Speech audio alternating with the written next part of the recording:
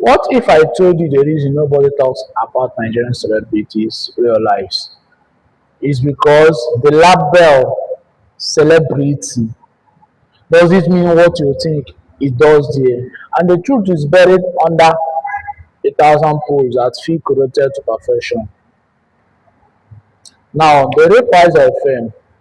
Listen, we scroll through our feeds, see the cars, the designer suites, the private jet, and we buy the whole fairy tales. But here is what I've learned after years of observing over Nigerian pop cultures. The gap between the Nigerian reels and the actual reality is bigger than the Atlantic Ocean. Today, I'm going to break down four things that media and the stars themselves never show you. And I will start with the one that shocked me the most and the one that completely changed how I view these superstars. Four things they never show you. Now, here is what is getting interested. The first thing we never see is the sheer amount of works behind every single post.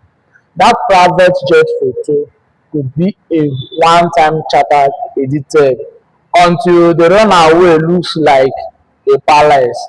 That exotic birthday party, often sponsored by a brand who sponsors the placement. I have had a conversation with people in the industry, and they tell me that a huge chunk of the glamour is a professional productions. One singer I know literally put out a photo with a rented beach house every single month, and fans think she owns it. She doesn't. She actually paying for it with the money from the endorsement. But wait, here is the kicker. The illustration is just for the fans. It's also for the other celebrities because this is industry. Perception becomes a currency. If you see as a struggling, you lose negotiating power. So everyone is forced to play the game. And even the are three steps from bankruptcy. So the first shocker is your favorite celebrity might be one unpaid bill away from losing it all. But you will never know it from their fees. My God, you see, social media they lie to us. I swear to God, we all just say here they follow all these. Okay, let me take you to the brutal business deals. Now, the second thing nobody talks about is the behind the same business contract that can destroy a career in afternoon. We see the firm, but we don't see the lawyer, the managers, and the labor executive who actually control the strings. Here is a story that will make your blood boils. There is a major Afrobeat star who signed a deal in his early days that gave the label the rights to his entire catalog for a laughable small fee. He now performed to sold out arenas but sees almost nothing from the streaming royalties. The label get the millions, he gets applause. And the worst part is he can't even complain publicly because his contract has a non-disparagement clause. If he says one bad word, he loses everything. So he smiles, posting the fans and hide the fact that he's working paying off a debt that never heals. See my people, we just dey struggle.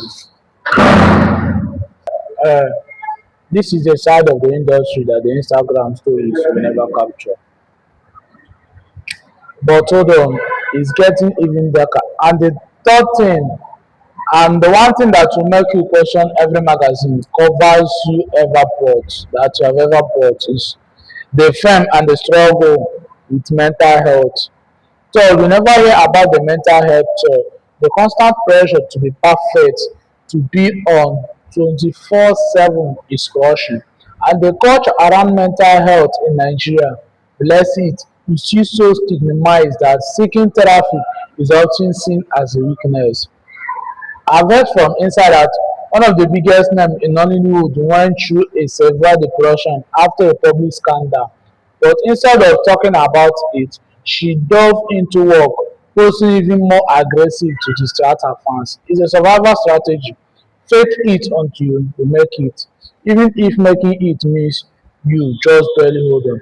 There's also the internet trolling for every hour and like there are hundreds of nasty comments and death threats.